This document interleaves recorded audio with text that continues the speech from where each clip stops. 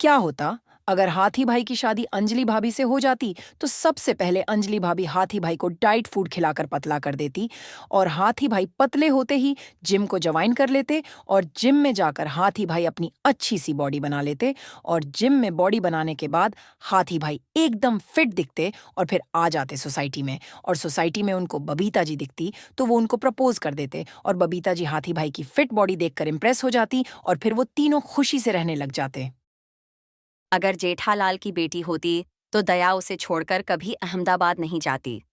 वो हमेशा अपनी बेटी की देखभाल करने के लिए गोकुल धाम में ही रहती। और जब दया होती तो जेठालाल की जिंदगी और भी मजेदार होती। सुबह उठते ही गर्मा गर्म थेपले मिलते और रात में झूले पर बैठकर बेटी को कहानियां सुनाने का मजा ही अलग होता।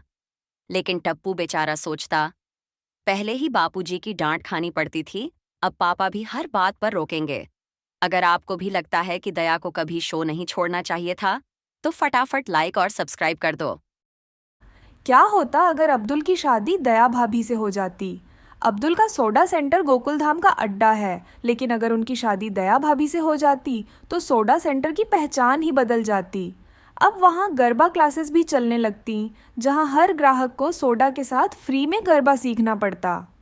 अब्दुल की लाइफ में हर समय हे माँ, माता जी की आवाज़ गूंजती और वह अपनी दुकान संभालने के बजाय गरबा करने में बिजी रहते। क्या होता अगर टप्पू की शादी सोनू से हो जाती? भिड़े हमेशा से सोनू को टप्पू से दूर रखना चाहते थे, लेकिन अगर किस्मत ने पलटी मारी और टप्पू सोनू की शादी हो गई तो भिड़े का गुस्सा 7वें आसमान पर होता। अब भिड़े हर समय गोकुल धाम में अनुशासन का लेक्चर देते रहते और टप्पू सेना का मुख्य मिशन भिड़े को शांत रखना बन जाता। गोकुल धाम में रोज भिड़े और टप्पू की मजेदार तकरार होती। वहीं जेठालाल भी भिड़े को चिढ़ाने का कोई मौका नहीं छोड़ते और गोकुल धाम हंसी ठहाकों से भर जाता। क्या होता अगर सौडी की शादी अंजलि भाभी से हो जाती? सौडी तो मस्तीखोर है, लेकिन अगर उनकी शादी अंजलि भाभी से हो जाती तो उनकी जिंदगी पूरी तरह बदल जाती।